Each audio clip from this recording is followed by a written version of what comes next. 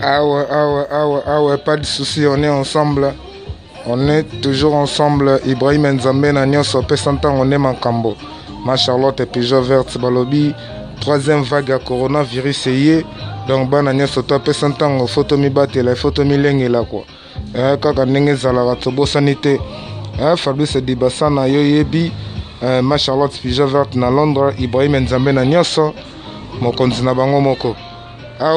Kaka ndenge zalaka tobo sanité ba salam tout na ba o nyonso ya biso ya pesa ntango donc ansindosi mobosa kilote na bo sanité place aux ali bebele be secteur donc pesa ntango toujours en avant pesa ntango toujours en avant balobi il faut se protéger toujours tant moni artiste na bino bien caché kaka ndenge zalaka indusa to pesa toujours indusa mais lundi lobi makambo.